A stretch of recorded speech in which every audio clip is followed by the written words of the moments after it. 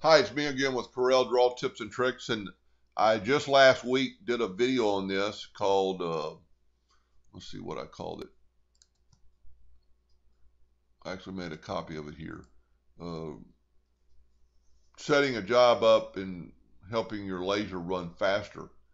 And the way I did it was old school maybe, and one of my viewers, sorry, and watched it and said, Doug, you're doing some extra steps. And sure enough, I was. And he's right. And I'd used this before, but I was actually just trying to show how to set up a name tag, and I created some extra steps. And if you're not real familiar with YouTube, if you look right here when I took the picture, I took it at HD. So when you watch videos, you can always set it up in the setting. It looks like a gear. This is the full screen. This is the setting. So everything's clear. This is a picture of the screen, so it's not that clear. And if you want to go back and watch that video at any time, you can click on my name at the bottom of this, and it'll go to all my videos. It'll list them. So anytime anybody's video and you see it and you got a name down here, Bill Smith, you can click on the Bill Smith's name, and it'll bring up all of Bill Smith's videos. Anyway, so same thing as in the last video, and I'm not going to take a lot of time, but our name tag is 1.5 inches tall and 3.5 inches wide. So we want to go down. So I'm going to set my nudge factor on 1.75.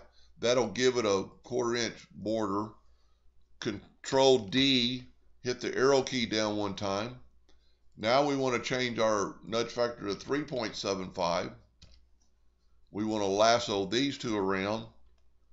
And really and truly, those are a little bit close to the surface. So let's just move them down a little bit, maybe a little bit close to the edge. And so when you've got these two first ones, and I should have done it with the start. Okay, we're gonna leave them there. Now I'm at 3.75, so I'm going to Control D, making a duplicate, move my right arrow key over one, Control D, and I can go to into the sheet. I'm actually past one, so I want to delete those. Now, the index line on the bottom is my piece of wood. It's 4 inches by 20, well, that's true. I got a new laser bed. I'm not used to it, so we could only get this many name tags on a sheet of like laser bit alder. And so to replace these names and what the viewer, and I've already thanked him, but I'm going to thank him again.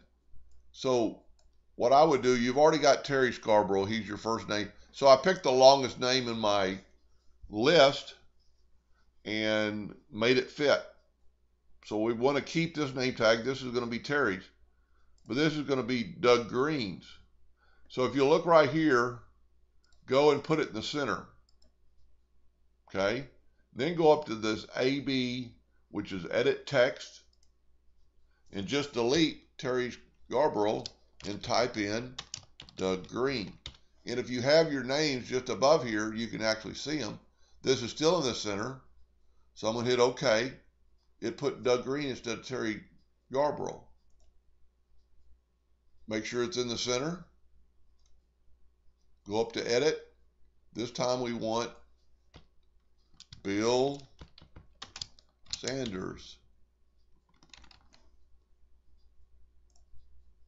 And what it's doing is doing everything I did earlier in the other video, but it's automatically putting in the center of the name badge.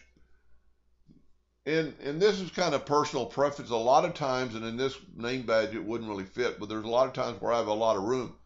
Well, I will make Bill Sanders, and it all depends on the company. If it's a big corporation and you want all the name tags to look the same, but if it's a little singing organization and they just want name tags, and let's say they want 12 name tags, you could actually make Bill Sanders a little bit bigger than Terry because he's got more room. But in this case, I don't have any more up and down room. I just have lengthwise. So, and if you do this right here and you zoom in, your next name will be right there. which is Billy Jackson, and it's long, so let's just see. Go up here, put it in the center. Go to your edit text, just delete it, and go Billy L. Jackson. Hit OK, and there you got Billy Jackson.